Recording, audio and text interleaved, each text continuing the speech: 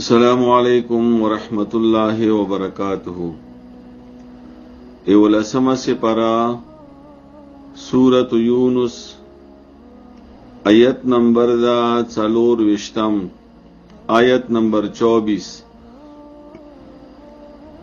اعوذ باللہ من الشیطان الرجیم. بسم اللہ الرحمن الرحیم. انما مثل الحياة الدنيا كماء انزلناه من السماء فاختلط به نبات الارض مما يأكل الناس والانعام. رب اشرح لي صدري ويسر لي امري واحلل عقدة من لساني يفقهوا قولي. د ما ډېر عزتمند اوریدونکو، په دې آیت کې الله رب العزت د دنیا د دې ژوند مثال ورکړی دا په فصل سره،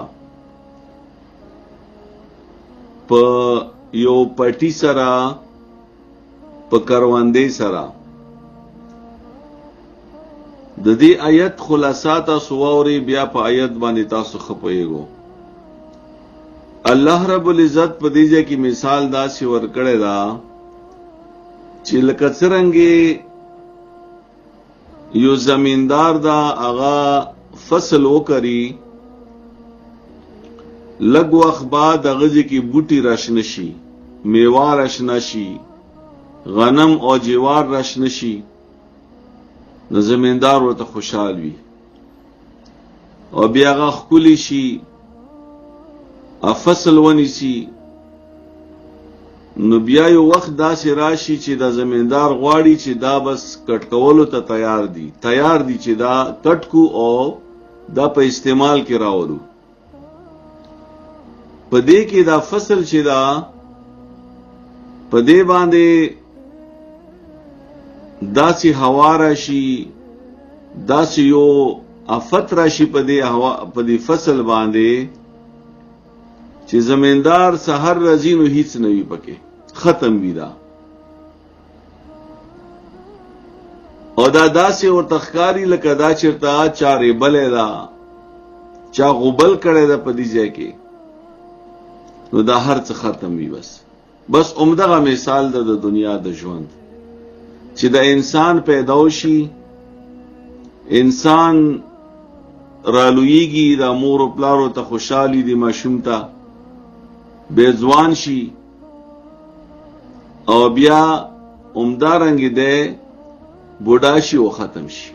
بدغه د دنیا ژوند ده. نو الله رب العزت فرمایي چې انما مثل الحیات الدنیا کماء انزلناه من السماء فاختلط به نبات الارض. د دنیا د دې ژوند مثال پشان د اوبو ده، پشان د باران ده، چې دغه باران الله اسمان نه وکي، نو په دې باران سره ګڼ شي، ګډوډ شي، او راوخیږي هغه پیداوار د ځمکې، فصل ورسره راشین شي. مما یاکل الناس والانعام. او دغه بوټي چې کوم راشنه شي، نو دا د انسانانو خوراک هم وي او د ځناورو خوراک هم وي. حتی اذا اخذت الارض زخرفها وزینت، تر هغې پورې چې دا ځمکه چې دا ونیسي هغه ښایست خپل د شینوالي د وجې نه، دا ځمکه شنه شي، خو ښایسته شي، ښکلې شي. وظن اهلها انهم قادرون عليها. او د دې ځمکې مالک شي وي، هغه په دې خبرې باندې یقین راشي چې بس د ځمکې ماته فایده راکړله، زه به دا فصل راکټ کما، دینه به فایده واخلم، دا به خپله م استعمال کم، دا به خرڅم کم، دا به ځناورو تم ویر کم. نو فرمایي چې آتاها امرنا لیلا او نهارا فجعلناها حسیدا. نو پدې کې الله فرمایي چې دې مونږه فیصله ور باندې راشي، مونږ طرف نه یو آفت راشي د شپې په وخت کې یا د ورځې په وخت کې، او دغه فصل، دغه شینکی، دغه بوټي او دغه میوه دا ټول داسې شي لکه چې چا غوبل کړی وي، لکه چې چا ریبلی وي، کأن لم تغن بالامس. او داسې ګمان به کوي خلک لکه چې دا پرون داسې نه وو، یا لکه دیزه کې ساره څوک اوسېدلي نه دي مخکې، داسې به د ځمکه هواره شي. نو الله اخر کې فرمایي چې کذالک نفصل الآیات لقوم یتفکرون. همدارنګې مو آیتونه بیانو صفا صفا دې لپاره چې دا خلک فکر وکړي. اوس دا یوه کیسه نه ده، دا یو داسې مثال نه ده چې دا بس مونږ ویلو او تیر شو. نه، الله فرمایي چې دا ما دې دپاره دا مثال بیان کړو چې لعلکم دې دپاره لقوم یتفکرون چې دا خلک په دې باندې فکر وکړي چې دا ولې داسې وشول، یا دا مثال الله ولې داسې بیان کړو. په دې کې موږ دپاره سبق ده، په دې کې موږ دپاره نصیحت ده چې ای انسانه، ته هم یو فصل یې، ته هم د الله مخلوق یې، ته هم الله پیدا کړی، او ته هم اول ماشوم وې، کمزوری وې، مور او پلار نه پیدا شوې نو ډېر کمزوری وې، د مور په خېټې کې وې نو ډېر کمزوری وې. الله لوی کې، الله طاقت در کو، الله ځواني در کړه، په خوند کې راغلی، ښکلی شوې، مور او پلار درته خوشحال دي، خاندان درته خوشحال ده، په خپله ځان ته خوشحالي، او اچانک دی الله مړ کي، یا در باندې بوډاوالی راشي، هغه نه بعد بیا مرګ راشي. نو دغه ژوند ده. ډېر داسې خلک دي چې مونږ په مخ کې مړه شوي دي، ختم شوي دي. څوک په ځواني کې مړه شي، څوک په ماشوموالي کې مړه شي، څوک په بوډاوالي کې مړه شي، خو پاتې کېدل چا دپاره هم نشته دي. حتی کې پیغمبران او د مونږه خوږ پیغمبر رسول الله صلی الله علیه و آله وسلم باندې هم مرګ راغلی ده، هغه هم د دنیا نه تللی ده. نو مونږه به څنګه همیشه دپاره دې ځای کې پاتې شو. او سبق پکې څه ده مونږ دپاره؟ سبق دا ده چې دې وخت نه مو فایده واخلو، دا وخت مونږه قیمتي کو، په دې وخت کې مونږ الله راضي کو، دا وخت د الله په عبادت باندې تیر کو، دا وخت د الله تعالی په اطاعت کې تیر کو، او دا وخت د خپل خوږ پیغمبر رسول الله صلی الله علیه و آله وسلم په تعلیماتو باندې، په سنتو باندې، په طریقې باندې او دغه د احادیثو مطابق دغه وخت تیر کو.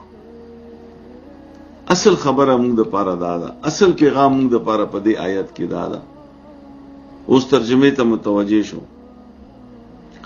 انما بشکا مثل الحیات الدنیا، مثال د ژوند د دنیا، کما ان پشاند اوبو دا، انزلناه چې نازل کړمږه دغه اوبه من السماء د اسمان نا، فاختلطا نو ګډوډ شي به په دې اوبو سره نبات الارض، هغه پیداوار د ځمکې، شینکی د ځمکې، بوټي د ځمکې، مما د اغنا یاکل الناس چې بیا خوري خلق، والانعام او زناور، حتی تر هغې پورې اذا اخذت الارض کله چې ونیسي د ځمکه زخرفها هغه شینوالی خپل، هغه ښایست خپل، وزینت او ښایسته شي دغه ځمکه، وظن او ګمان وکړي اهلها هغه مالکان د دې ځمکې، انهم قادرون علیها چې بشک هغوی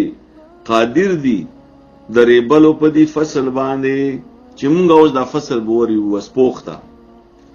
نو اتاها نو راغلو دی فصل ته امرنا، حکم دی مونږه، فیصله دی مونږه، آفت دی مونږ طرفنا، لیلن د شپې په وخت کې، او نهارن یا د ورځې په وخت کې، فجعلناها نمونگا وگرزو دا غزمکا حسیدن غبل کڑی شوی یا ریبلی شوی کألم تغنا بالامس لکا چی نو سیدلی ہی چوک پا دا غزمک باندے پارون کذالک امدارنگی نفصل الآیات مونگا تفصیل سر بیانو آیتنا وضاحت سر بیانو آیتنا لقوم یتفکرون اغا قوم دا پارا چوک فکر کوي اللہ تعالی دا پدے سبق بانے متپویا و اللہ تعالی دا پدے بانے عمل کول